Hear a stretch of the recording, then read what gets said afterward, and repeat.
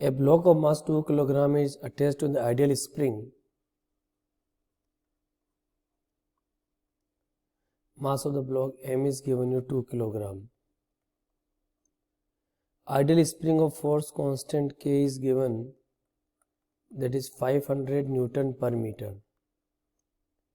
The amplitude of the resulting oscillation is 8 cm. Amplitude of oscillation is given 8 cm या 8 by 100 meter. Determine the total energy of the oscillator and speed of the block when it is 4 cm from the equilibrium position. Means half the amplitude. ये situation है. पहले तो हम लोग निकालते थे total energy of the oscillator. देखो total energy कभी भी निकालोगे तो it will be the maximum energy. Either it is maximum potential energy or maximum kinetic energy.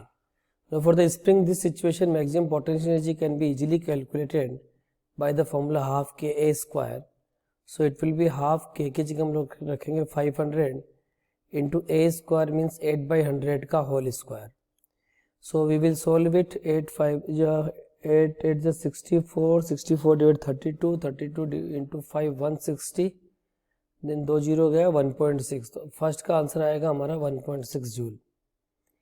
अब दूसरा सिचुएशन देखो आप, ये आपसे पूछ रहा है कि when this block is at a distance 4 centimeter, this X is given you 4 centimeter, then what is the speed of the block. तो again total energy is always constant. Total energy 1 और टोटल एनर्जी 2 मान लो. एक तो amplitude पे ले लो, एक यहाँ पे ले लो, ऐसा ले लेते हैं. So total energy at you can say amplitude और total energy at the X distance must be same.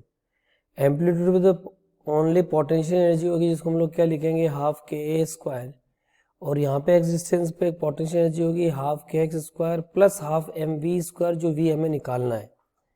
अब यहाँ पे हम वैल्यू पुट करते हैं half K A square we have calculated already, it is 1.6 joule into half K की जगह हम लोग रखेंगे it is given 500 into x square. X is given by 4 centimeters, so 4 by 100 का whole square plus half mv square, that is 2 and then v square. Now it is 1.6 equal to, अब हम इसको solve करेंगे. 4 4 जा 16 divided by 2 8, 8 5 जा 40 divided by 100, so it will be 0.4 plus v square. यहाँ से हम लोग वी स्क्वायर की वैल्यू कैलकुलेट करेंगे. 1.6 minus 0.4, it is 1.2. So what is the value of the V? V will be given by root 1.2 meter पर second. Root 1.2 को अगर आप कैलकुलेटर से कैलकुलेट करोगे तो you will get approximately 1.09 meter पर second. So answer of this problem is 1.09.